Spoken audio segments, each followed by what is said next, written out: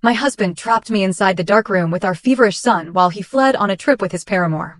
Then, in the dead of night, my father-in-law smashed the door and burst in, yelling, "Son, your husband. Something terrible happened." Can you imagine the sheer, gut-wrenching betrayal? My husband, the man I loved, the father of my child, locked me and our feverish, 5-year-old son in a dark, rotting cellar, just so he could run off with his mistress. My world shattered that night, but little did he know, it was just the beginning of his undoing. It all started just past 11 p.m. Leo's soft moan pulled me from a fitful sleep. I jolted awake, my hand flying to his forehead. It was burning like a hot coal. My heart felt as if it were being squeezed in a vice. My little boy, my Leo, was feverish again. I glanced at the clock. The city outside was still alive, but in this sprawling Westchester mansion, the only sounds were my son's labored breathing and the frantic drumming of my own heart. I quickly grabbed a lukewarm washcloth, wiped him down, then took his temperature again, 102.2 degrees Fahrenheit. That red number on the digital thermometer was a dagger to my eyes. Shaking, I fumbled through the medicine cabinet. Empty. I'd used the last dose of children's Motrin that afternoon. We had to go to the hospital. I scooped his small, limp, sweltering body into my arms and rushed downstairs. There, in the living room, was Ethan. My husband. Legs crossed on the sofa, scrolling through his phone, whistling a cheerful tune. He was dressed in a brand new designer outfit, his hair slicked back, a packed travel bag resting beside him. "Ethan," I cried out, my voice cracking with panic. "Leo's fever is dangerously high. We have to get him to the emergency room now." He looked up, throwing me an annoyed glare. That familiar frown, the one he wore whenever I interrupted his precious leisure, furrowed his brow. "Can't you handle one kid?" His voice was cold, utterly devoid of concern. "He has a fever, so give him some medicine." "Why are you freaking out?" "We're out of medicine. And his fever is so high. I'm scared he'll have a seizure." "We need to go, please, Ethan." I begged, tears welling in my eyes. Ethan stood up, irritably, but instead of moving toward me, he reached for his suitcase. "Call an Uber. I have an urgent matter to attend to. What could possibly be more urgent than our son?" I practically screamed. "Aren't we supposed to go to the Hamptons tomorrow? You promised you would take Leo and me." At the mention of the trip, Ethan's expression grew even cooler. He let out a sneer, a smile that disgusted me. "The Hamptons? You think you have the right to come? Look at yourself. You spend all day smelling like spit up and old takeout, and your clothes are a disgrace. You just embarrass me. This trip is for me and Jessica." Jessica. The name hit me like a sledgehammer. Her. The beautiful young mistress he'd been seeing for months. I knew everything, but I had bitten my tongue, hoping he would come to his senses for our son's sake. But tonight, he had openly admitted it. Openly trampled on 6 years of marriage. "What? What are you saying? How could you?" I stammered, my chest so tight I could barely breathe. "You're ruining the mood," Ethan snapped, pulling out his phone. "Hello, Jess? I'm on my way." He spoke into the phone with a sweet, loving tone. "Yeah, just a small problem. My blind wife is causing a scene." He completely ignored me as I stood there, frozen, our feverish child in my arms. Hanging up, he stared at me with eyes as cold as ice. "Stay home. Don't you dare go anywhere and make a scene. If I find out you've ruined this trip for me, don't blame me for being cruel." With that, he dragged his suitcase toward the front door. Like a madwoman, I ran with our son in my arms, blocking his car. "You can't go. Our son is terribly sick. You're his father. You can't just leave us like this." I pounded on the car window, sobbing in despair. Ethan rolled down the window. His face contorted with a malice I had never seen before. "Do you want to die? Move." When I didn't budge, he abruptly opened the car door, grabbed me by the hair, and dragged me back into the house. I screamed in pain. Leo, startled, began to wail in my arms. Without a shred of mercy, he pulled me through the living room toward the old, dark storage cellar at the back of the house. It was a damp, musty room, used only for broken furniture and junk, the air thick with the smell of mildew and mice. He shoved my son and me inside. "Stay in here and reflect on your behavior. When you learn your place, I'll be back." He slammed the heavy wooden door shut. The dry, cold sounds of the bolt sliding and the lock turning echoed through the darkness. Each sound was a knife, severing my last thread of hope. "Ethan, open the door. Don't lock us in here. Our son's fever is getting worse." "Ethan." I pounded on the door frantically, screaming until my voice was raw. But the only reply was the sound of his car engine fading into the night. Powerless, I collapsed onto the cold concrete floor, clutching my son tightly. Leo was crying uncontrollably, his body growing hotter by the second. In the pitch-black darkness, all I could hear was my child's gasping breaths and the sound of my own heart shattering into a million pieces. My husband, the father of my child, had just callously locked his own wife and son in a cellar so he could enjoy a vacation with his mistress. Was there any hell more painful than this? The thick, cold darkness of the cellar swallowed us whole. The stench of mildew, mice, and old belongings assaulted my nostrils, making my chest feel even tighter. Leo had stopped crying hysterically and had drifted off in my arms, but his body was still burning, his breath short and rapid. I pressed my cheek against his forehead, the heat radiating off him like a fire. What could I do? Locked in here with no medicine, no water. My son wouldn't last long. Helplessness and despair tightened around my heart like an invisible vice. A pain so intense it was numbing. I scanned the darkness, searching for a glimmer of hope. The cellar's only window was high up, boarded over with wooden planks. A faint sliver of moonlight filtered through the cracks, casting thin streaks of light on the floor, not enough to see anything clearly. I could only sense the clutter of cardboard boxes and broken furniture piled around us. This was a prison. A prison my own husband had thrown us into. I took off my thin cardigan, dabbed it in my own tears, and gently wiped my son's forehead and neck, hoping it might cool him down even a little. He stirred, his dry lips murmuring in his delirious sleep. Daddy. Ethan. Leo misses you. His innocent words were like 1,000 needles stabbing my heart. Fresh tears streamed down my face, not for myself, but for him. He was too young to understand the cruelty of the father he adored. He still saw his dad as a hero, the greatest father in the world. He didn't know that his hero was now enjoying himself with another woman while his own son battled a high fever in a dark, filthy cellar. Memories of the past flooded back, as vivid as if they were yesterday. I remembered the first day I met Ethan. He was a talented young architect, and I was just an innocent, naive college senior. He came into my life like a prince with a warm smile and gentle eyes. He said he loved my simplicity and kindness. He said he didn't care that I was an orphan from a modest background. He promised to protect and cherish me for the rest of my life. I believed him. I believed all his sweet promises. I defied the disapproval of his mother, Eleanor, a woman who prized social status above all else, to become his wife. I thought that with his love, I could overcome anything. And for the first few years of our marriage, we were incredibly happy. He was a thoughtful husband. He would help with chores after work and massage my shoulders. On weekends, he'd take me for walks, and we'd eat at the food trucks I loved. When I was pregnant with Leo, he was overjoyed to the point of tears. He took care of my every need, forbidding me from doing any heavy lifting. He would press his ear to my belly and whisper to our son. During those days, I thought I was the happiest woman in the world. But when did it all start to change? Was it after his family's company hit a rough patch and he had to beg his mother for help? Or was it when Jessica appeared with her youthful charm and flattering words that opened his eyes? He started coming home later. Family dinners became rare. He no longer cared about my feelings, replacing them with sharp words and cold stares. He started listening to his mother's selfish and cruel advice. I tried to hold on. I tried to forgive. I lied to myself, saying he was just stressed from work, that he would soon return to being the husband I once knew. But I was wrong. Once a person's heart has changed, trying to hold on is futile. Leo's whimper brought me back to the brutal reality.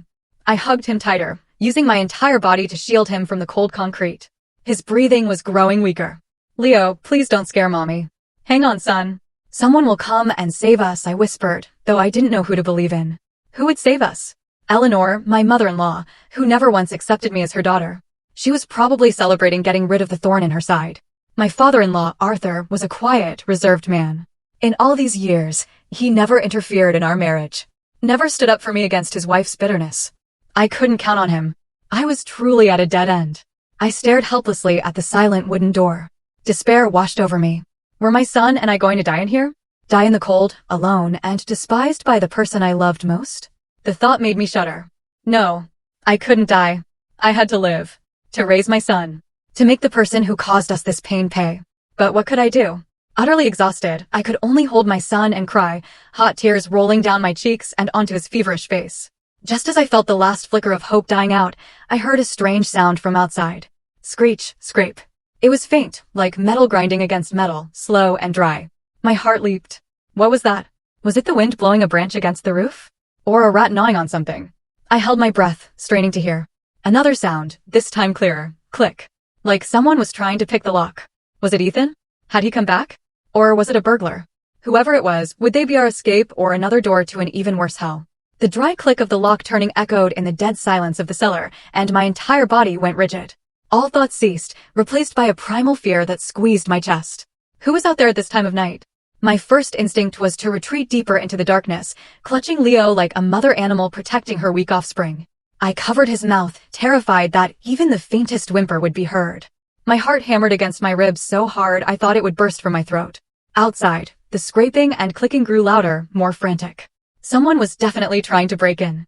Had Ethan changed his mind and come back? No, this didn't sound like a key. It was rougher, like someone using a hard object to pry the bolt open. A burglar? The thought sent a chill down my spine. If a burglar came in and found us, would he kill us to silence us? Or was it someone Ethan sent? Was he afraid I'd cause trouble and sent someone to teach me a lesson? 1,000 terrifying scenarios swirled in my mind. I felt like I was on the brink of madness. Crash! A loud bang erupted as the thick wooden door was kicked open by a powerful force from outside. The dim yellow light from the hallway spilled in, casting a tall, imposing shadow in the doorway. I held my breath, my eyes wide, staring at the silhouette. My hand instinctively grabbed a piece of rotten wood beside me, ready for a hopeless fight. The figure stepped inside, their gait a little unsteady, urgent. As the person moved into a patch of faint moonlight, I was stunned to realize it was my father-in-law, Arthur. I could hardly believe my eyes. He was in his silk pajamas, his graying hair a mess. His usually calm, stern face was etched with sheer panic and worry. He was panting, a steel crowbar, the tool he just used to break down the door, still in his hand. Chloe? Chloe, are you okay? He called my name, his voice trembling and hoarse, stripped of its usual authority. When he saw us huddled in the dark corner, he quickly threw the crowbar to the ground and stumbled toward us. My God, that monster. He dared to do this to his own wife and child. He knelt beside me, his rough, shaking hand touching Leo's cheek. The heat from my grandson's body made him recoil. He's burning up. We have to get to the hospital now. It was only then that I came to my senses. Fear was replaced by stunned surprise and a flicker of hope. Dad. Dad. I burst into sobs, tears of relief, of terror, and of a belated gratitude. How? How did you know we were in here? He didn't answer immediately. He quickly took off his own robe, wrapped it around Leo, and lifted the boy into his arms. No more questions. Let's go. We have to save my grandson first, he commanded, his voice regaining its usual decisiveness. I scrambled to my feet, my limbs numb from sitting for so long, and staggered after him out of the cellar. In the living room, the lights were still blazing. Ethan's suitcase was gone. On the coffee table, 2 half-empty glasses of wine remained, a bright red lipstick stain on one rim, like a cruel mockery. Arthur didn't even glance at them. He just rushed straight to the garage. He placed Leo in the back seat and urged me to get in. Hurry, Chloe. The luxury sedan, which he normally only used for important events, now tore through the night like a wounded animal. I sat in the passenger seat, looking back at Leo, lying unconscious on the back seat, my heart aching. Daddy. Ethan. I hesitated. He's gone. Arthur cut me off. His voice as cold as steel. His hands gripped the steering wheel so tightly his knuckles turned white. He left with that tramp. I saw everything. It turned out he couldn't sleep tonight. He had gone out onto the balcony for some air and happened to see Ethan's car leaving, but inside wasn't me and Leo. It was Jessica. A bad feeling washed over him, and he went downstairs to look for us. He found our bedroom empty and couldn't reach Ethan by phone. He searched the whole house until passing the cellar, where he heard my faint, muffled sobs. I'm useless. I've been too lenient with him for too long, he grounded out, his voice filled with regret. I thought it was just a phase, that he would come to his senses. I never imagined he could lose his humanity like this. I remained silent, tears streaming down my face again. So he knew. He knew Ethan was cheating. He knew what I was enduring. But he had chosen to stay silent. That silence was perhaps another invisible knife that had helped push me into tonight's hell. The car sped down the empty street. The streetlights flashed across his aged face, illuminating the deep wrinkles of pain and remorse. The hospital was only a few blocks away. I turned to look at my son. He was still unconscious, his breathing growing fainter. Hang on, my love. We're almost there, I whispered. Just then, Arthur's phone rang. It was an unknown number. He frowned and put it on speaker. Hello. A panicked, unfamiliar male voice came through. Excuse me, is this the emergency contact for the owner of the vehicle with license plate 51X? My heart skipped a beat. That was Ethan's license plate. Yes, I'm his father. What's wrong? Arthur growled. Sir, his car was just in an accident on the Long Island Expressway. It's very critical. My ears started to ring and everything went dark. Ethan in an accident? Right now? Just after he had heartlessly abandoned us for his mistress? A vicious sense of satisfaction flickered within me, but it was immediately replaced by overwhelming confusion. As much as I hated him, I never wished him dead. He was still my son's father. The phone slipped from Arthur's hand and fell to the floor. The car swerved dangerously. "Dad!" I screamed, grabbing the steering wheel. Arthur was stunned, his eyes vacant. Staring straight ahead, he muttered, "Retribution. It's divine retribution." The car screeched to a halt in front of the hospital emergency entrance. But now my mind was not only consumed with worry for my son, but also with a tangled mess of chaos. My cruel husband was lying on the brink of death, and my father-in-law, who had just rescued me from one hell, seemed to be sinking into another of his own. The night was far from over. The emergency room doors swung shut, sealing me off from my son's world. I stood frozen in the cold hospital corridor, my mind a complete blank. The sharp smell of antiseptic, the squeak of gurney wheels, the urgent calls of nurses, it all blended into a distant, chaotic buzz. I couldn't hear any of it. In my ears, there was only the sound of Leo's weak, ragged breathing and the silent scream in my own chest. My child, my life, was in there, fighting for his life, and I could only stand here, helpless. A thin hand rested on my shoulder. I turned. It was my father-in-law. Arthur's face was now ashen, his eyes bloodshot and vacant. "Chloe," he began, his voice raspy. "Ethan, he's in the ER down the hall." I followed his gaze. Not far away, another set of emergency room doors were lit up. I knew Ethan was in there, the husband who had ruthlessly pushed my son and me to the brink of death.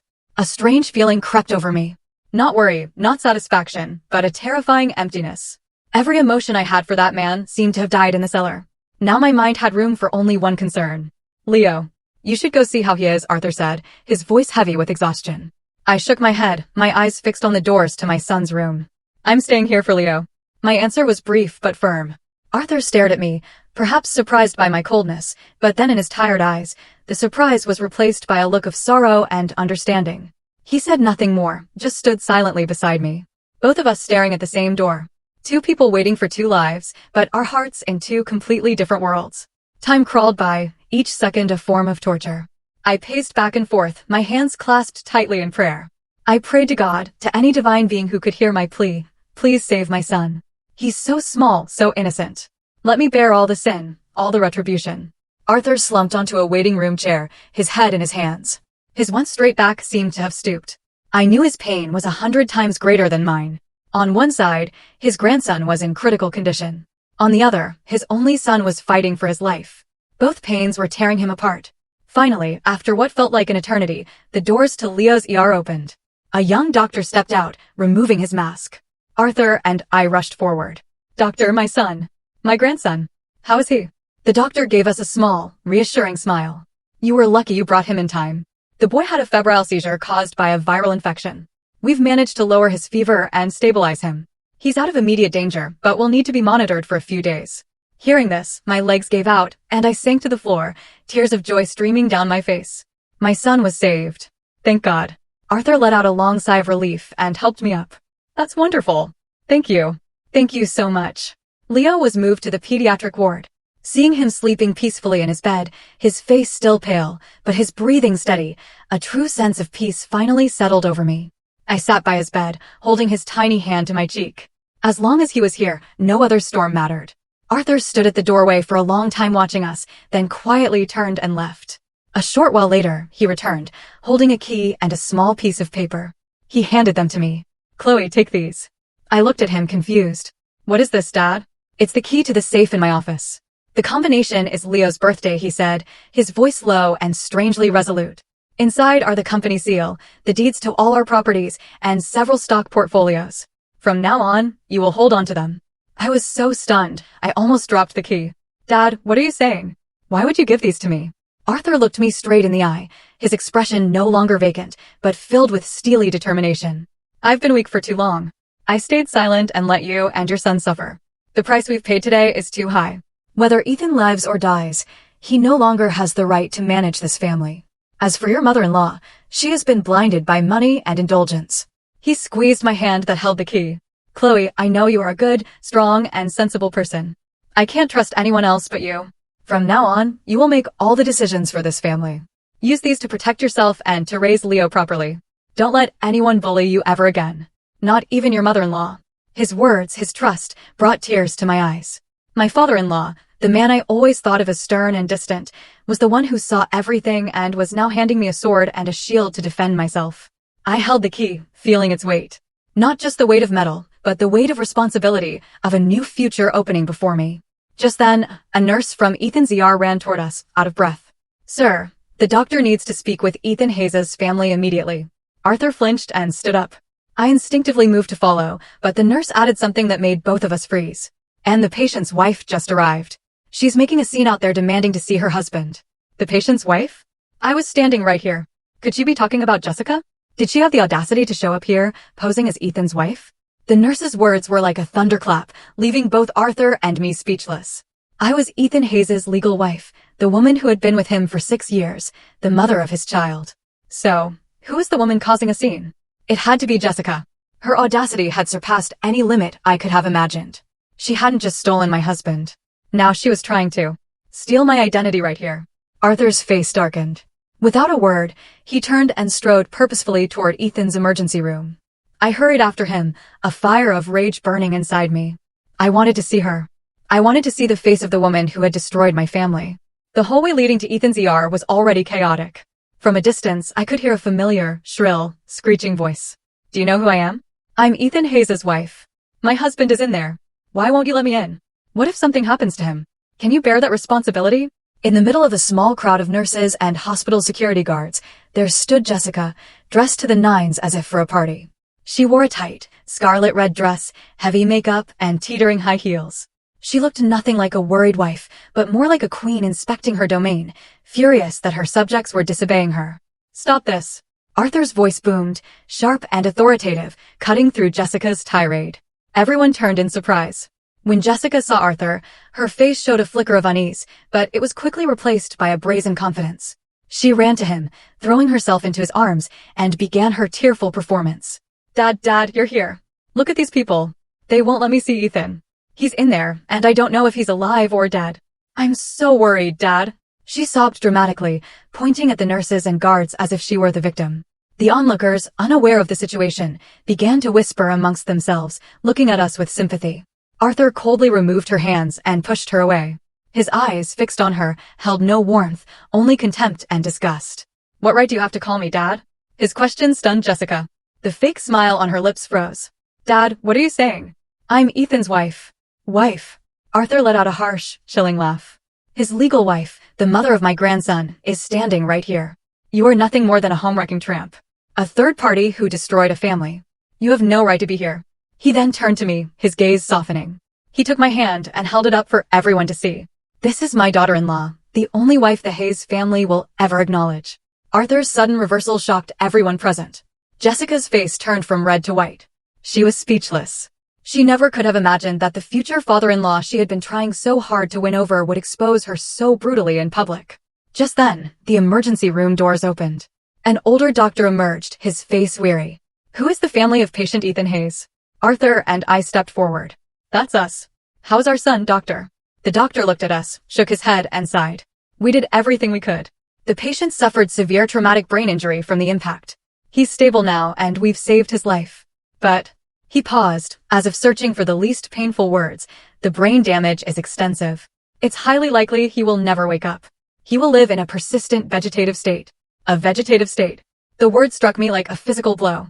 Even though the love was gone, hearing that the man I had once shared my life with would spend the rest of his days as a soulless body still filled me with a sense of sorrow. But the one who completely broke down was Jessica. "No, that's impossible," she screamed, her voice shrill and crazed. "Ethan can't be like this. He promised to marry me, to give me a life of luxury. You're lying. All of you are lying to me." She lunged forward, trying to force her way into the ER, but was restrained by security guards. Greed and desperation had turned her into a wild animal, devoid of reason. "Let me go. Ethan. My money. My mansion. My cars," she shrieked and struggled. Her delirious words unintentionally exposed everything. The crowd now understood. They looked at her with contempt. She wasn't here because she was worried about Ethan's life. She was worried about the fortune he had promised her. Arthur signaled to security. "Get her out of here. Don't let her filth contaminate this place." Jessica was dragged away by 2 strong guards, still screaming curses. Her flashy red figure disappeared down the hall, leaving behind a heavy silence and a tragedy whose curtain had just fallen. I stood there watching, feeling no satisfaction, only a deep, melancholic sadness. Human greed is a terrifying thing. It can turn a beautiful young woman into a monster willing to trample on life and morality. Eleanor, my mother-in-law, arrived at the hospital shortly after, likely tipped off by someone. The moment she saw Arthur and me standing outside the ER, she rushed over, not to ask about her son, but to point a finger straight at my face and scream, "It's you. You curse. You've ruined my son. From the day you set foot in our house, my family has never known a day of peace. Now you've done this to him. Are you satisfied now?" Her venomous words echoed through the hallway. Arthur could bear it no longer. He roared, "Be quiet. Do you have any idea what your precious son just did? He locked his wife and his feverish child in the cellar to go fool around with his mistress. His accident was his own damn fault. It was karma." Eleanor was stunned by her husband's rage. But she quickly retorted, "You're defending her. You always defend that country bumpkin. What kind of spell has she put on you?" Arthur trembled with fury, raising his hand to strike his wife. I quickly intervened. "Dad, please stop. This is a hospital." I knew that now, a new war within my family was just beginning. A war between justice and humanity on one side and blind, cruel selfishness on the other. And I, once a victim, had been thrust into the center of it. In the following days, the hospital became my second home. My life was split in two, half spent in the pediatric ward with Leo, the other half running over to the intensive care unit to check on Ethan. Leo's fever was completely gone, and he was back to his laughing, chattering self. But the trauma of that night still seemed to haunt him. He would sometimes startle in his sleep, crying out for his father in fear. Each time, my heart broke. I could only hold him close and whisper words of comfort, knowing the scar on his young soul would take a long time to heal. As for Ethan, he lay there, motionless and unresponsive. The modern machines around him beeped in a steady, cold rhythm, the only proof that he was still in this world. The doctor said his condition showed no improvement. He was truly in a vegetative state, a shadow of his former self. I visited him not out of love or duty. Love was dead, and duty had vanished after what he'd done. I went perhaps out of a final shred of human decency because he was, after all, my son's father. I would stand there, looking at the man who was once my entire world, feeling nothing. No love, no hate, just a painful alien emptiness. After her outbursts at the hospital, Eleanor no longer dared to raise her voice at me. The stark truth about her precious son, combined with Arthur's firm stance, seemed to have intimidated her, but I knew it was only a temporary silence. Inside that woman was a volcano of resentment, waiting to erupt. She visited Ethan often, but always chose times when I wasn't there. She came and went like a ghost, her eyes always fixed on me like daggers. My life drifted on in a state of exhaustion and stagnation until one afternoon. As I was peeling an apple for Leo, Arthur walked into the room. He looked much older, but his eyes were firm. He sat down and looked at me for a long time before speaking, his voice low and clear. "Chloe, you can't live like this forever." I looked up, not understanding. "Leo is well now. And Ethan, he will likely never wake up. You have your whole future ahead of you. You can't bury your youth in this hospital in the shadow of a man who is no longer himself." "But what am I supposed to do, Dad?" I asked, my voice filled with confusion. "I don't know where to go." "Go home," Arthur replied simply, "and start learning to be the master of your own life. I told you, from now on, you will be the one making the decisions. I want you to go back, not as a submissive daughter-in-law, but as the head of this family." His words left me speechless. Me? A woman who had only known the kitchen and her child? How could I possibly manage an entire estate, a major corporation? "I can't do it, Dad. I don't know the first thing about business." Arthur smiled, a rare sight on his weathered face. "No one is born knowing everything. If you don't know, you learn. When I first started, I was just a mechanic with nothing to my name. What matters isn't what you know, but whether you have the courage to do it." He looked deep into my eyes, his gaze imbuing me with an invisible strength. "Chloe, you're intelligent, patient, and most importantly, you have a kind heart. Those are things money can't buy, things that Ethan and his mother will never have. I believe in you. Do it for yourself and for Leo's future." That day, my son and I left the hospital and returned to the mansion I thought I would never want to see again. But this time, my mindset was completely different. I was no longer a shadow, a guest in my own home. I returned as someone who was about to learn how to fight for what was hers. As I stepped through the familiar doorway, I saw Eleanor sitting. "I thought you were planning to leave for good," she hissed. I said nothing, simply leading Leo past her. "Stop," she barked. "Who gave you permission to leave without my consent? Do you even consider me your mother-in-law anymore?" I stopped and slowly turned to face her, looking directly into her eyes. My gaze no longer held the fear and submissiveness of before, but a calm that was almost cold. "Mother, I have returned to my home. I've brought my son to his room. I don't believe I need anyone's permission for that." My attitude stunned Eleanor. She had probably never seen me talk back to her like this. You, she stammered, speechless with rage. Just then, Arthur came down from the upper floor. Are you trying to cause trouble again?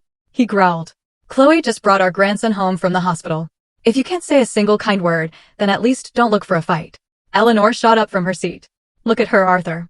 She doesn't respect anyone anymore. She probably thinks that with Ethan lying there, she can take over and seize all the family's assets, doesn't she? Yes, Arthur replied, his voice firm. From now on, all assets of this family, all major decisions in the company will be decided by Chloe alone. That is my decision. Do you have a problem with that? Eleanor's jaw dropped. She couldn't believe what she was hearing. Her plans to control the finances, to bring in a distant nephew as the new heir, all evaporated into thin air. She looked at me with an expression of pure hatred. Fine. Very well, you too. Very well, she seethed, then stormed off to her room. I knew that from this moment on, the war in my family had truly begun. But I was no longer afraid. I had my father-in-law's support, and most importantly, I had a reason to fight. In the days that followed, I began to acquaint myself with a completely alien world. Arthur became my mentor. He took me to the company, introduced me to key executives. He taught me how to read financial reports, analyze the market, and negotiate with partners. At first, I was completely lost. Everything was new and complex. But through perseverance and relentless effort, I gradually began to understand. I stayed up until 2 or 3 in the morning studying documents. I was the first to arrive and the last to leave, attending every single meeting. My transformation surprised everyone in the company, from the most demanding directors to the rank and file employees, and they slowly began to respect me. While digging into the company's affairs, I discovered many irregularities, unexplained expenses, ridiculously overpriced contracts with shell companies, projects with mysterious cost overruns, all bearing Ethan's signature. It seemed he was not only a philandering husband, but also someone who had been using his position to embezzle from the company for years. A gut feeling told me Jessica wasn't the only other woman in his life, and that fateful trip to the Hamptons was probably more than just a romantic getaway. The deeper I delved into the company's paperwork, the more a chill ran down my spine. The business world that Ethan and his family had built was not as glamorous or transparent as it appeared. It was a tangled web of shady relationships, cleverly forged numbers, and huge sums of money that had vanished into thin air. Every one of Ethan's signatures on those documents felt like a mockery of my naivete over the years. I had thought he was a brilliant husband, dedicated to his career. It turned out his brilliance was used to siphon the sweat and effort of his own father. Arthur, after handing over the reins to me, seemed to have shed a great burden. He didn't interfere directly, serving only as a patient advisor and mentor. Every night after Leo was asleep, we would sit in the study surrounded by towering stacks of files. He showed me how to spot a disadvantageous contract, how to track cash flow, how to see through the lies that numbers could tell. In business, you can't fully trust anyone, not even those closest to you, he said, his eyes distant. Greed can turn a friend into an enemy, a loved one into a stranger. His words were a bitter summary of his own family's tragedy. I decided to start with the largest and most unusual expenditures. My eyes landed on a series of regular monthly transfers to a company with a very elegant name, Allegiant Designs LLC. Each transfer was for tens of thousands of dollars, labeled as project consultation fees. But the strange thing was, this company had never appeared on our list of official partners. I asked Arthur. He shook his head, having never heard the name. A phantom consulting firm, or was this Ethan's channel for laundering money? I decided I had to find out more. I turned to David, a young, intelligent sales manager who was fiercely loyal to Arthur. He was one of the few at the company who wasn't in Eleanor's or Ethan's camp. After I explained the situation, David agreed without hesitation. Don't worry, Chloe. Leave it to me. I've suspected something was off for a long time, but never had the chance to speak up. Just 2 days later, David brought me a file. The information inside was staggering. Allegiant Designs was a real company, but it wasn't a construction consulting firm. It was a high-end interior design and luxury furniture business. And the legal representative, the owner of the company, was none other than Jessica. A cold dread washed over me. So, that was it. Ethan had used the guise of consulting fees to legitimize funneling company money to his mistress. He hadn't just given her pocket money. He had bankrolled an entire company for her. His love for her was clearly more than a fleeting passion. But that wasn't all. David had found something even more damning. Chloe, look at this, he said, pointing to an address on Allegiant Designs' business license. Does this address look familiar? I squinted. It was the address of a luxury condo in a new development in Soho. I froze. This was the same apartment Ethan had lied to me about, claiming he bought it as an investment for our future to rent out. It turned out the future he was talking about was his future with Jessica. They had built their own love nest right under my nose, with my family's money. The anger and pain of betrayal surged through me again. I thought I had become numb, that I had no feelings left. But no, this wound was still too deep. I had been to that apartment once. Ethan had lied, saying he was taking me to see a model unit. I still remembered the feeling of awe at its modern luxury. I still remembered him whispering in my ear, one day, I'll buy an even more beautiful home for you and Leo. It was all a lie. A perfect performance. Chloe, I found this too. David's voice pulled me back to reality. He handed me a USB drive. This is a recording from the security camera in the building's hallway. It took a lot of effort to get it. My hand trembled as I plugged the USB into my computer. A video appeared.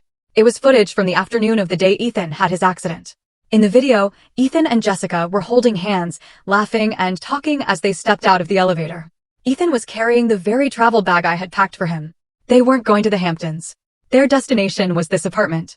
They were about to start their romantic getaway right there. I fast-forwarded. About 2 hours later, Ethan left alone.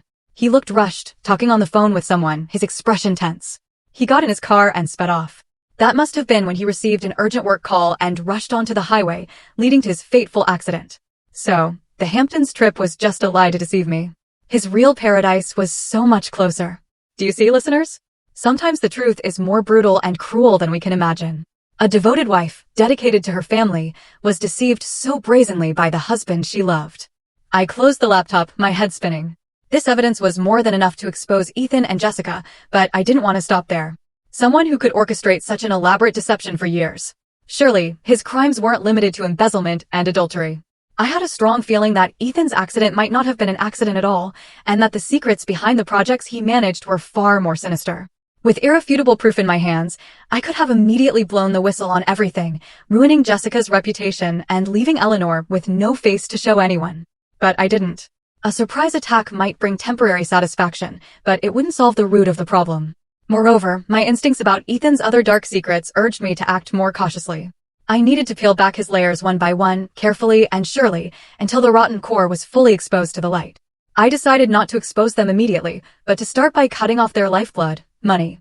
My plan began on a bright Monday morning. I woke up earlier than usual, chose a navy blue power suit, and applied light but sharp makeup. I looked at myself in the mirror, no longer the weak, submissive Chloe of yesterday. My eyes now held a steely resolve and a hint of coldness. Today I would make my first move. I went to the office and called an emergency meeting with the accounting department and David. To everyone's surprise, I issued a decisive order. As of today, I am ordering a review and temporary suspension of all payments for consulting contracts with Allegiant Designs. Furthermore, freeze all supplementary corporate credit cards issued to non-employees. The head of accounting, a middle-aged woman known to be one of Eleanor's loyalists, immediately objected. Miss Hayes, we can't do that. The contracts with Allegiant Designs were personally approved by CEO Ethan Hayes and have been paid regularly for 2 years. As for the supplementary cards, one of them belongs to the chairman's wife, Mrs. Eleanor Hayes. If we freeze it without authorization, when she finds out. I cut her off. My voice quiet, but powerful enough to silence the room. What did you just say? The chairman's wife? To my knowledge, the current chairman of the board is Mr. Arthur Hayes. My mother-in-law, Mrs. Eleanor Hayes, holds no official position in this company.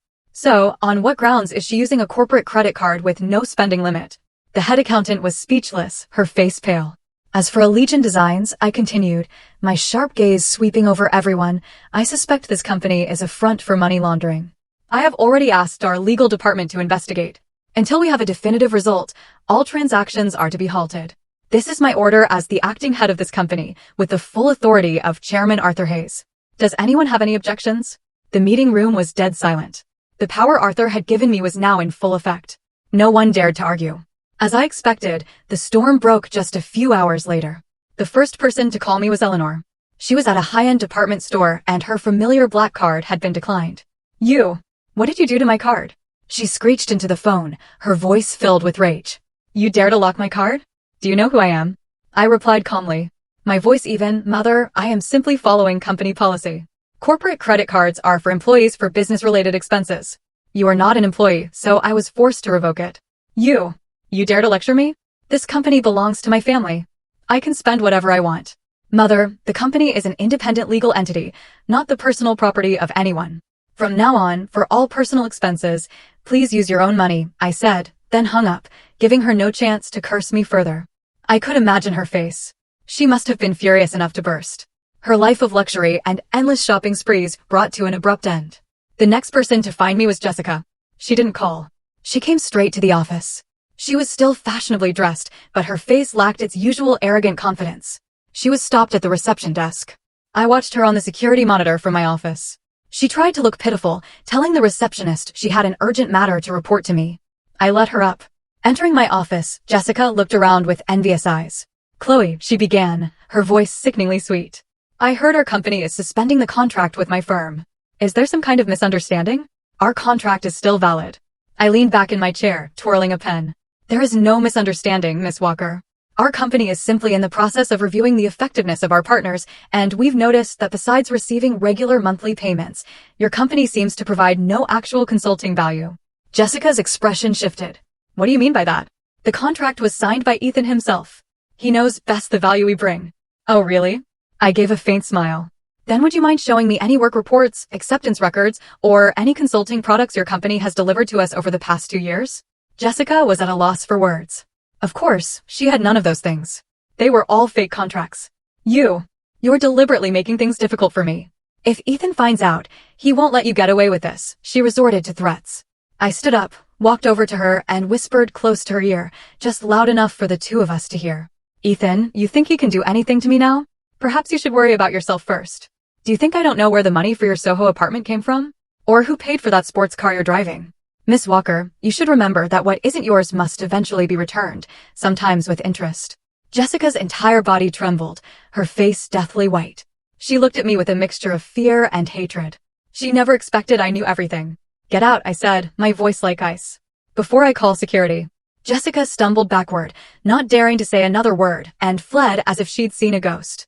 My first move was a resounding success. I had cut off 2 leeches that were draining the company dry, but I knew this was just the beginning. When cornered, wild animals become more dangerous than ever. And I had a feeling Eleanor and Jessica wouldn't stay down for long. The real fight was just about to begin. Just as I predicted, the silence from Eleanor and Jessica was merely the calm before the storm. Cut off from their financial sources and lavish lifestyles, those 2 women had nothing left to lose. And when people have nothing to lose, they can do the most insane things. Their counterattack wasn't aimed at the company or its assets.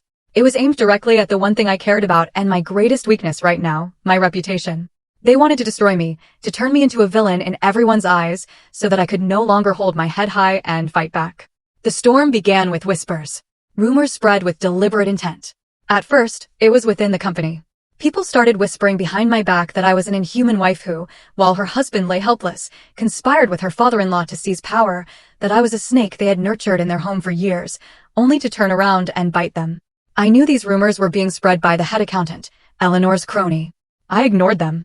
I focused on my work, believing my actions would be the best response, but I had underestimated their viciousness. When the office gossip wasn't enough to bring me down, they decided to take the story public, turning it into a melodrama to win public sympathy. One morning, as I arrived at the office, David rushed into my office, his face pale. "Chloe, we have a problem. You need to see this." He placed a tabloid newspaper on my desk. On the front page, a sensational headline screamed at me, "The ugly truth behind a billionaire's tragedy, wife's twisted affair and plot to seize fortune as husband lies dying." Below was a long, tear-jerking article. It spun a completely fabricated story. It claimed Ethan and I were a happy couple until I had an affair with another man, heavily implying it was David. When Ethan found out, he was so heartbroken that he drove recklessly and caused the accident. The article went on to accuse me of not even visiting my husband in the hospital, instead colluding with my father-in-law to take over the company, kick my mother-in-law out of her home, and cut off all her financial support. Accompanying the article were purposefully taken photos. A picture of David and me working late at the office, captioned, "The lover's secret rendezvous behind the unfortunate husband's back." A photo of Eleanor crying outside the mansion gates from the day she caused a scene, captioned, "Elderly mother thrown out of her home by cruel daughter-in-law." And most disgustingly, a secretly taken photo of Ethan in his hospital bed with the caption, "The tragic husband abandoned in his time of need." My blood boiled. I couldn't believe they could be so vile. They not only distorted the truth, but also shamelessly used the tragic image of their own son and husband to slander me. "Chloe, this is spreading like wildfire," David said anxiously. "On social media. People are sharing it everywhere. All the gossip forums are talking about you. They're calling you." He hesitated. "Calling me what?" "Just say it. They're calling you the venomous viper wife. The most ruthless gold digger of the year." I closed my eyes and took a deep breath to control my surging anger. I knew this was a carefully calculated media attack. They wanted to use public pressure to destroy me. My phone started ringing nonstop. Business partners, investors, even old friends, all calling to ask about the story. The company's inbox was flooded with hate mail. The company's stock, which had been recovering, started to dip again. Chloe, what do we do now? Should we hold a press conference to set the record straight? David asked urgently. I shook my head. No. The more we deny, the more they'll think we're hiding something. The bigger a scene we make, the more we fall into their trap. They want us to be chaotic and lose our focus. So we just let them slander us like this? Of course not. I opened my eyes, my gaze cold and determined. They want to play this game? I'll play with them, but not by their rules. David, I need you to find out which reporter wrote this article and which publication ran it first. I want to know who is backing them. I knew the best way to put out a fire isn't to pour water on the flames, but to find and cut off its oxygen supply. Eleanor and Jessica were just puppets. There had to be a smarter, more malicious puppeteer pulling the strings from behind the scenes. Someone who knew how to manipulate the media and public opinion. Jessica had connections in the entertainment world. Had she enlisted some powerful force? This was no longer just a family feud. It had become a war on the media front. A war where one small mistake could cost me everything. But I wasn't afraid. They had underestimated me. They thought a woman who was only used to the kitchen would easily crumble under public scrutiny. They didn't know that even a worm will turn. And a woman cornered while protecting her honor and her child is more fearsome than any storm. The media storm was more ferocious than I had imagined. My name was dragged through the mud everywhere, from tabloids to social media forums. My photos were turned into malicious memes. People fabricated all sorts of stories about my past, twisting my narrative from a sympathetic orphan into a scheming, manipulative gold digger. The pressure from public opinion was an invisible but devastating weapon. Employees at the company started looking at me differently, with suspicion and distance. A few partners began to hesitate, delaying the signing of new contracts. The ship I was trying to right was once again in danger of sinking. But the one who was hurt the most wasn't me. One afternoon, I went to pick up Leo from school. He didn't run out to hug me as usual. He walked out slowly, head down, his eyes red and swollen. Leo, what's wrong? Did someone bully you? I knelt down, worried. He didn't answer, just shook his head and buried his face in my chest, sobbing. I held him, my heart aching. I knew why he was crying. Those vicious rumors weren't just aimed at me. They were stabbing daggers into my son's innocent soul. That night, I called Arthur and told him everything. His voice on the other end was grim, filled with anger, but also calm. I know. The company's lawyer reported it this morning. Don't worry, Chloe. It's just the dirty tricks of petty people. You stay focused on your work. Let me handle everything outside. But, Dad, Leo. My voice choked. I understand. Bring him to my house for a few days. We have people to look after him here. No one will bother him. As for you, you need to be even stronger. This is the moment to prove your strength. His words were like a sedative, helping me regain my composure. He was right. I couldn't fall. I was fighting not just for myself, but for my son. While I temporarily retreated from the storm, David worked efficiently. He found the person behind the first article, a freelance reporter named Rick, notorious for his unethical methods and willingness to sell his pen to the highest bidder. And the person who had provided the information, photos, and a large sum of money to Rick was none other than Jessica. She had used her connections in the entertainment world to launch this attack. But one detail caught my attention. David reported that according to his sources, the amount of money Jessica paid Rick and his media network was far beyond her current financial means. Where did that money come from? I had cut off Eleanor's funds, and Jessica's contract had been suspended. Could there be a third party, a mysterious benefactor pulling all the strings? The thought made me shudder. This fight was more complex than I had thought. But whoever it was, my immediate goal was to put out this fire, and the only way to do that was to make the arsonists douse the flames themselves. I decided against a press conference or a public feud. I would build my own stage and invite them all to perform their final act.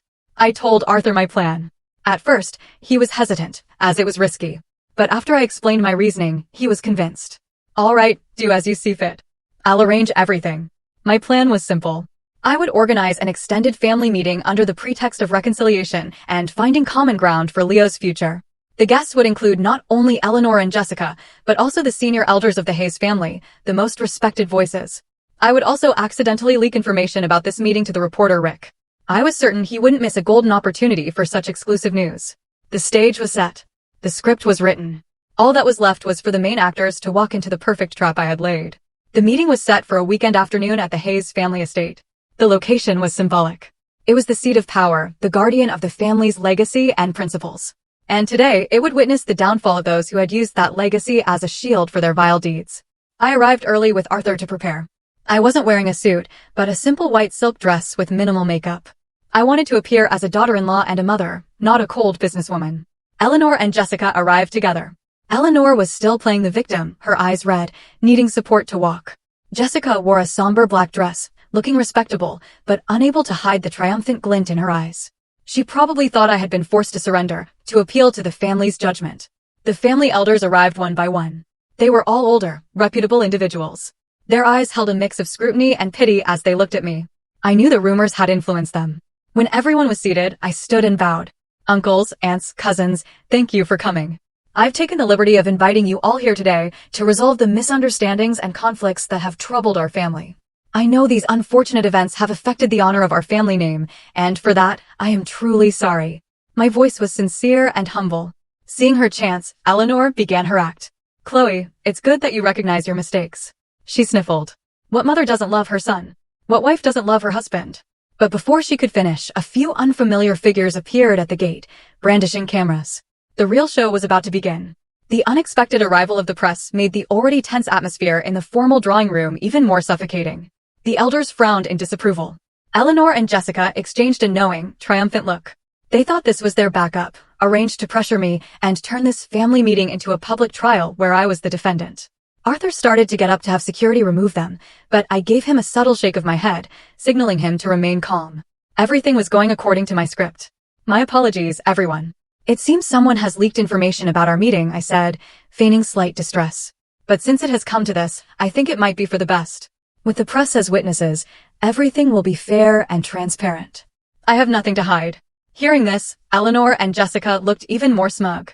They had no idea that this group of reporters, including Rick, had been invited by a secret source I had arranged, and the envelopes they had received were much thicker than anything Jessica had paid. Very well. If Chloe says so, one of the most respected elders spoke up, then let us begin. Tell us what has happened. Eleanor didn't give me a chance to speak first. She immediately stood up and launched into her tearful monologue. She recounted the perfectly fabricated story from the tabloids, how I had been unfaithful, how heartbroken she was to discover my affair, how I had ruthlessly seized the family assets and kicked her out of her own home. She acted so convincingly that even I almost believed her tragic tale. The camera flashes were relentless. When she finished, Jessica seamlessly took over. She didn't cry. She portrayed herself as a concerned outsider who couldn't stand by and watch an injustice. Uncles, Ethan and I were just close friends, she said, her voice filled with sincerity. Because I was so close to him, I witnessed his pain when Chloe betrayed him. I tried many times to persuade Chloe to reconsider, to return to her family, but she wouldn't listen.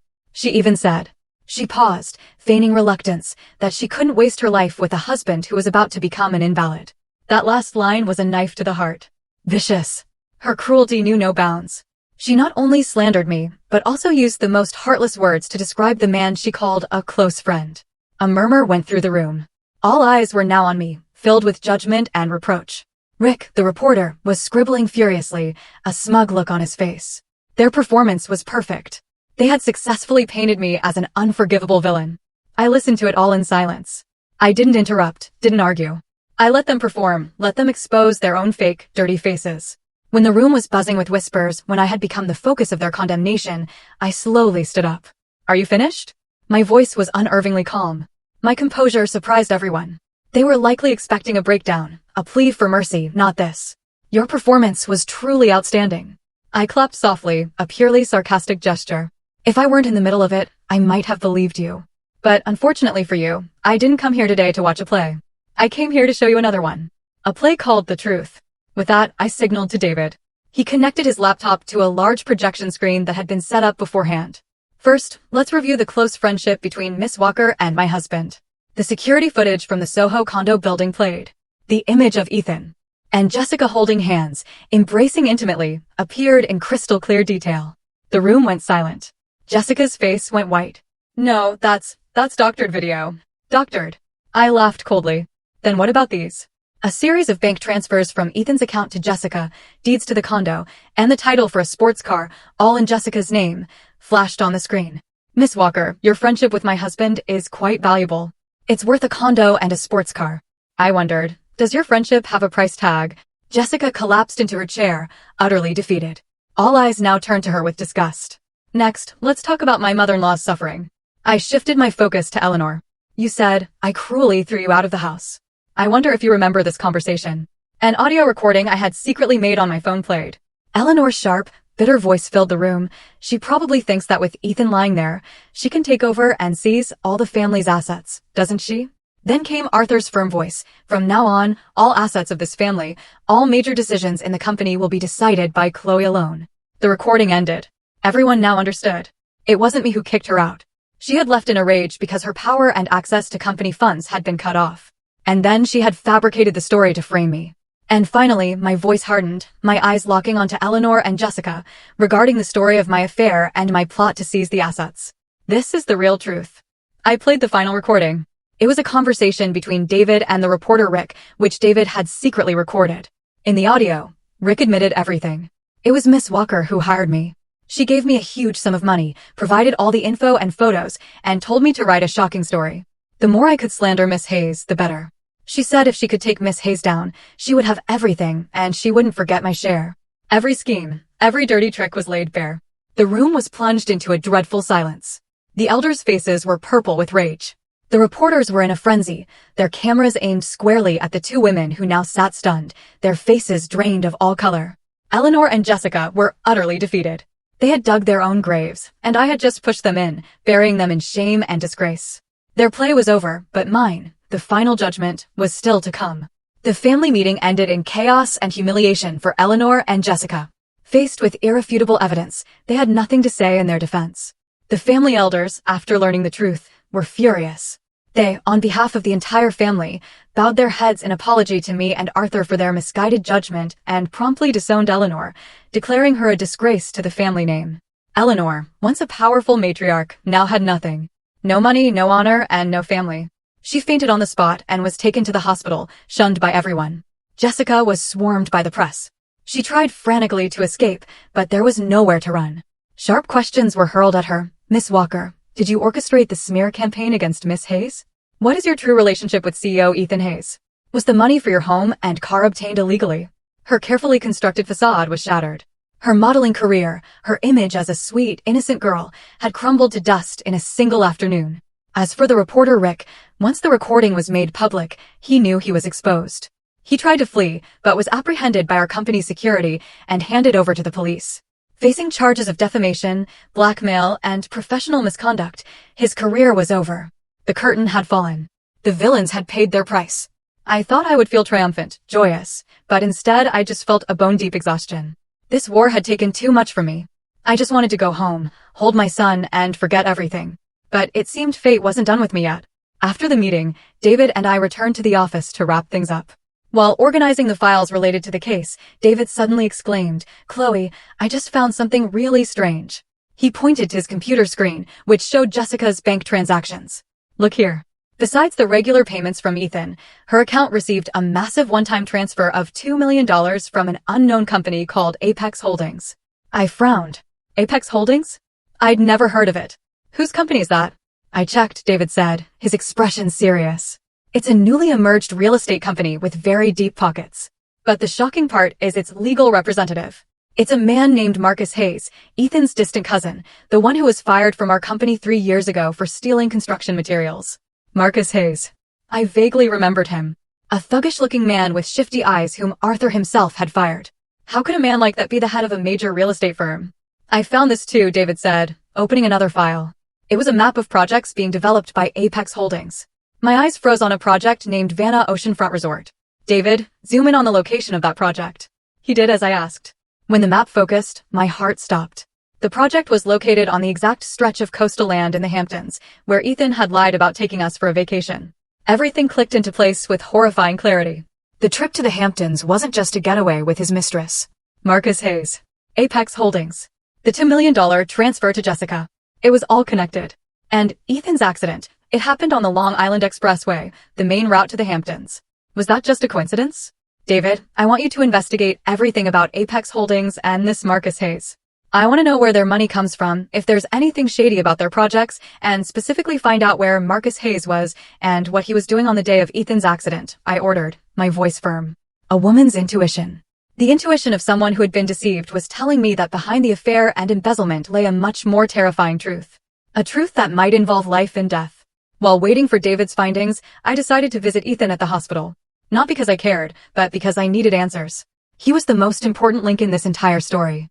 He was still lying there in the ICU unchanged. I sat by his bed, quietly looking at the man who was once my husband. His face was still handsome, but now pale and lifeless. "Ethan," I said softly. "Can you hear me? How many more secrets are you hiding? What were you really going to do in the Hamptons that day? It wasn't just for fun with Jessica, was it?" He didn't respond. Only the steady beep of the heart monitor answered. I sighed, about to leave, when I suddenly saw his finger twitch. It was a tiny, almost imperceptible movement, but I saw it. My heart pounded. I immediately called for a doctor. The doctor examined him for a long time, then turned to me with a look of surprise and joy. "It's a miracle. The patient is showing response to external stimuli. This is a very positive sign. There's a chance he might wake up." I was frozen. Ethan could wake up? At this moment, I didn't know whether to consider this good news or bad.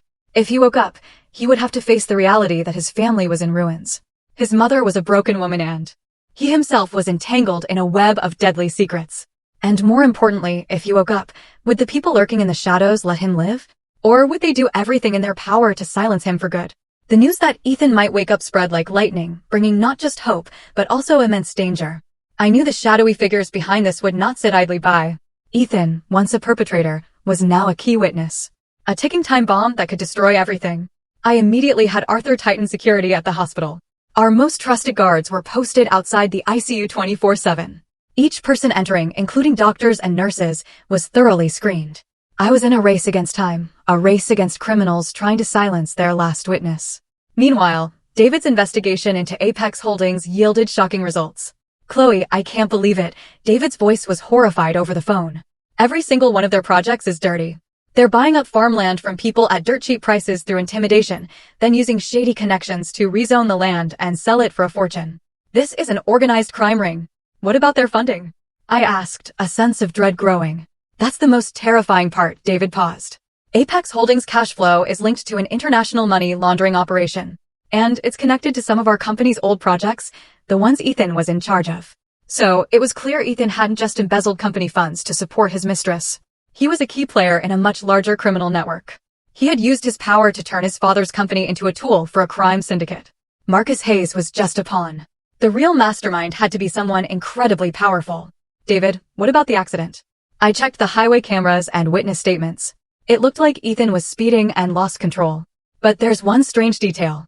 About 10 minutes before the crash, Ethan's car was forced to the shoulder by an unmarked black truck. They stopped for a moment, then drove on. A witness described the truck driver as a man with a large scar on his face. A black truck, a man with a scar. My instinct screamed that this was no ordinary traffic accident.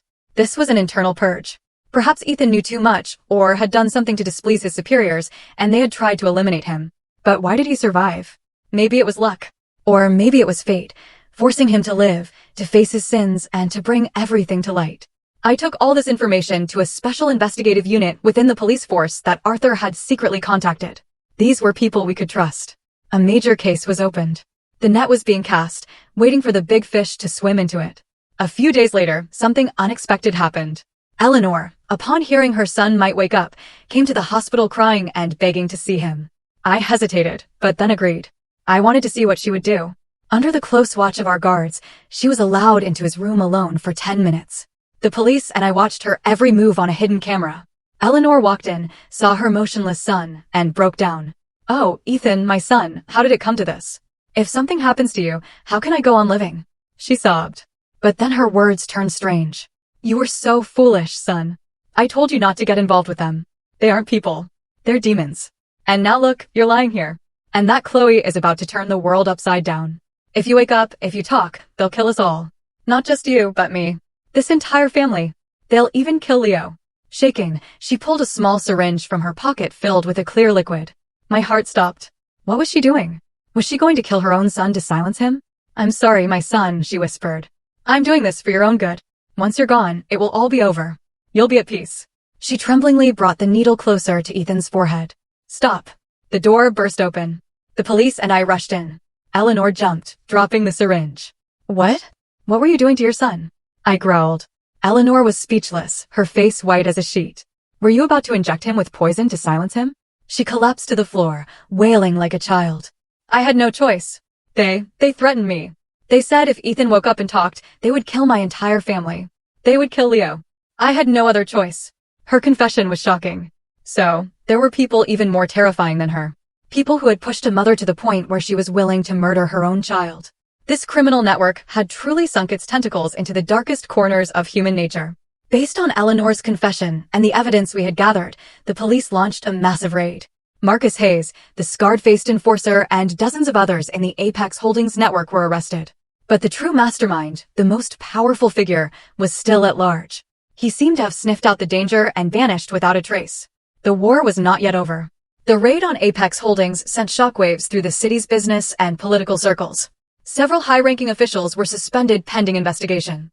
Phantom real estate projects were exposed, and the international money laundering ring was dismantled. Justice, it seemed, was slowly being served. But for me, the victory felt incomplete. The ultimate mastermind, the man who had caused my family's tragedy and pushed my mother-in-law to the brink, was still an unknown. He had disappeared like a ghost. Meanwhile, a miracle occurred. Ethan, after weeks of being unresponsive, began to wake up. His recovery was slow but hopeful. He could open his eyes and recognize people, though he couldn't yet speak. I visited him every day, not as a wife, but as the person who held his fate in her hands. I told him everything. I told him how his mother and I had been locked in the cellar, how his own mother had tried to kill him, about the fall of the Hayes family, and about the crimes he himself had committed. I don't know how much he understood. I only saw that with every story, tears would stream down his face. Were they tears of regret or helplessness? I didn't know, and I no longer cared to know. Love, hate had all faded, leaving only a cold emptiness. The only thing I needed from him now was his testimony. Testimony about the final mastermind. The police tried to question him multiple times, but Ethan still couldn't speak. He could only make muffled sounds and use his eyes to communicate. But his eyes were always filled with absolute terror whenever the man behind the scenes was mentioned. It was as if that name was a taboo, a specter more frightening than death itself. Eleanor, after being caught red-handed, confessed everything she knew. But her information was vague. She only knew of a big boss behind Ethan, someone with immense power who could decide the fate of her entire family. She had been threatened and forced to obey. Due to her cooperation and fragile mental state, she was released on bail under house arrest. Every day she would come to the hospital and watch her son's room from a distance, never daring to go closer. The once arrogant woman was now just a silent shadow, living with her guilt and belated regret. As for Jessica, when the crime ring was busted, she knew she couldn't escape. She quickly sold her assets and tried to flee the country, but she was arrested at the airport, facing overwhelming evidence of her complicity in money laundering and fraud. Along with the defamation charges, she received a fitting sentence from the law. My life slowly returned to a kind of peace, but it was a heavy peace. I faced a difficult choice. Ethan was no longer a threat. He was just an invalid who would live the rest of his life in dependency and torment.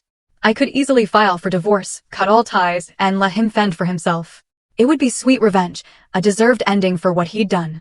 But whenever I looked at Leo, I couldn't bring myself to do it. He often asked to visit his dad. He would sit by the bed, telling his father stories from school, showing him his drawings. He would take his father's hand and press it to his cheek. "Daddy, get well soon so we can play soccer." His innocent words cut me to the core. No matter how terrible a husband and criminal Ethan was, he was still Leo's father. Would robbing my son of his only father be too cruel? I was at a crossroads. One path led to complete revenge where I could shed the past and start a new, unburdened life. The other led to forgiveness, an incomplete, heavy forgiveness, but one that might preserve a sense of family for my son, however broken it was. Arthur, aged by the ordeal, no longer interfered with my decisions. He only said, "Chloe, do what your heart tells you. Whatever you decide, I will always support you." One afternoon, I was sitting by Ethan's bed, peeling an apple for him out of habit. Suddenly, he spoke. A weak, hoarse, but clear voice. "Chloe." I froze, nearly dropping the knife. I looked up. He was looking at me, his eyes clearer, more present. "I'm sorry." He struggled to get those 2 words out. Tears streamed down his face again. I looked at him, my heart a tangled mess of emotions. Hatred, pity, the lingering sense of our marriage. It all swirled together. I didn't know how to respond. Just then, my phone buzzed. It was David. "Chloe, we found him. We found his hideout." His voice was ecstatic. "The final mastermind. He's hiding out in a seaside villa in Montauk. The police are on their way." I shot to my feet, my heart pounding. The day had finally come. I looked at Ethan, then out the window at the setting sun. Forgiveness or punishment? A peaceful life or a fight to the very end? I had to make the final choice myself. And I knew that whichever path I chose, this storm was not yet truly over. The raid in Montauk was swift and clean. The final mastermind, a powerful and well-respected businessman who had manipulated everything from the shadows, was arrested as he was about to board a yacht to escape the country. He never imagined the criminal empire he had built over decades could collapse so quickly. On the day he was brought back to the city, I went to sea, not for satisfaction, but to put a final, definitive end to the past. Through the window of the police car, I saw a familiar face. It was the man from some of Arthur's old photographs. A man my father-in-law had once called a friend. Greed truly can turn a friend into a foe, a man into a monster. The case closed with the harshest sentences for the guilty. Justice, though delayed, had been served. My family company's name and honor were cleared. Everything seemed to have returned to its rightful order. After that day, I made my choice. I didn't choose revenge, nor did I choose easy forgiveness. I chose my own path, a path for my son's future and for my own peace of mind. I filed for divorce. The hearing was quiet, with no disputes or accusations. Ethan, in his condition, couldn't be present. He sent a letter which his lawyer read aloud. In it, he accepted all my terms, relinquishing all rights to our assets and custody of our son. He asked for only one thing, to be allowed to see Leo from time to time. I agreed. I did it not for him, but for my son. I didn't want Leo to grow up with a heart full of hatred. I wanted him to know that his father had made mistakes and had paid the price, but he was still his father. After the divorce, I didn't cast Ethan out. I used a portion of my own assets to place him in the best long-term rehabilitation center where he could receive proper care. I did it not out of love, but out of a sense of shared history. The history of 6 years as husband and wife, the duty of one human being to another at their lowest point. It was the last thing I could do for him and for my own conscience. Eleanor, after everything was exposed, had a complete breakdown. She lived as a recluse in an old family property, unable to face anyone. I still had food and medicine sent to her occasionally, not because I had forgiven her, but because I knew that living with her guilt and loneliness for the rest of her life was the heaviest sentence of all. Time passed. 5 years went by. The company, under my and Arthur's leadership, thrived, becoming a leader in the industry. But for me, the greatest success wasn't the numbers on a financial report, but the smile on my son's face. Leo was now healthy, smart, and compassionate fifth grader. He knew everything that had happened. I never hid anything from him, but he held no resentment. It only made him love and cherish me more. Occasionally, on weekends, I would take him to visit Ethan. He could now sit in a wheelchair and speak in short sentences. Some of his memory had returned, but the memories of his crimes seemed to have been wiped clean. He only remembered that he had a wife named Chloe and a son named Leo. Every time he saw his son, he would smile, a simple, childlike smile. Perhaps that too was a form of release for him. One beautiful afternoon, Leo and I were walking in the park. The golden sun bathed the green lawn. "Mommy," Leo asked suddenly, "are you happy?" I stopped for a moment, taken aback by his question. I looked at my son, at his bright, clear smile. Then up at the vast blue sky. I smiled. A truly serene smile. "Yes, my love. Mommy is very happy. I once thought my life was a long, dark night with no escape. I was once locked in a cellar of despair, chained by betrayal and cruelty.